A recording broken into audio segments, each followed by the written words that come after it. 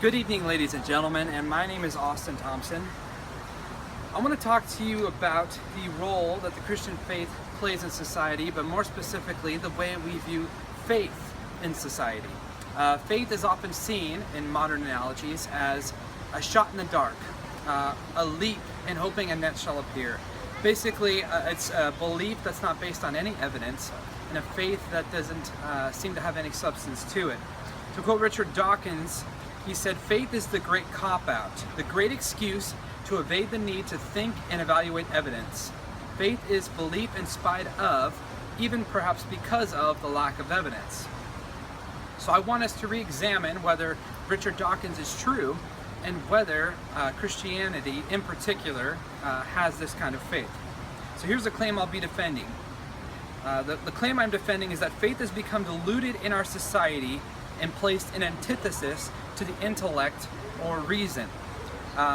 You see a lot of people saying just have faith, or just have faith and hold on. You don't know what the outcome's going to be, and yet you just hope that the best is going to happen. There's no certainty in this kind of faith. But by reevaluating our present definitions of faith and reestablishing a connection with history, I hope to show that this is not true.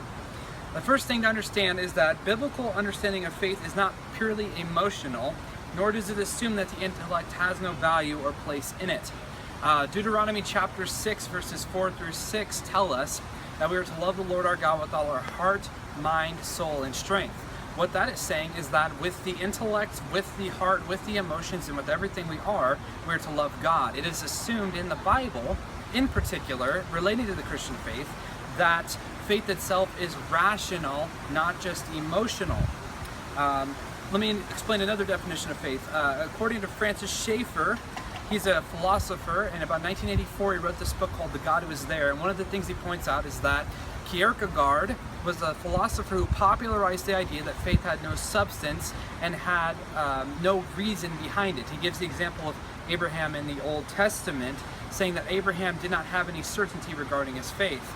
However, for a side note, if you were to look at Hebrews chapter 11, you'd see, in fact, that Abraham believed God and his promises with certainty, not with believing it was a shot in the dark. But basically, Kierkegaard is the one who popularized the phrase the leap of faith, and that into the intellect kind of took a backseat to faith. So Christianity, as a result of this, has gained the reputation for being a faith without evidence. But prior to this, Christianity had a reputation for being educative and academically reputable. An example would be Abraham Kuyper, who was the Prime Minister of the Netherlands, and he was also a theologian. So he was in control over a country, and he also had a very strong intellect in regards to the Christian faith. Also, another example is Jonathan Edwards, who was president of Yale a couple hundred years ago. Next thing is that a biblical definition of faith supports the use of the mind and the emotions. The Greek word for believe is pisteuo, often found in John 3:16 in the Greek. And what that word means is trust. And the word trust implies intellectual assent to information and a dependency with your will on a particular truth. And there are other references for mind, will, and emotions throughout the rest of the Old Testament. Another example, during the Reformation, there were three distinctions made between the different levels of faith. So you had notitia, assensus, and fiducia. And basically, it's just saying you go from receiving the information to finally trusting in that information, which is fiducia, or faith in Latin. Lastly, the role of faith has been, the role of intellectual faith has been rejected in our society, but really we should be standing on the fact that Christianity is a rational religion. Examples, B.B. Warfield, who said that Christianity is a rational religion, not just simply something that is ascended to in the emotions. Fred Zaspel says this in his Theology of B.B. Warfield, published in 2010. Another is that there's this impression that Christianity is only concerned with emotional needs and not rational data.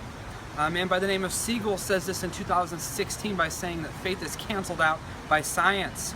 There's also the belief that the Christian faith only provides an environment that's purely emotional and not stable. Jessica Meisler for BuzzFeed News says this, that she grew up basically in church with just an emotional view of who God is, but once she studied the Bible in college through non-believing people, that she lost her faith in God because of that, establishing her faith as being different than reason. In the Bible, to not only believe with your emotions and your heart that God exists and that the Bible is true, but also with your mind, and that you should be prepared according to 1 Peter 3:15 to give a defense for your faith. Fred Zespel establishes this again in his book, mentioned earlier, that Christianity has a historical reputation as an intellectual and spiritual religion.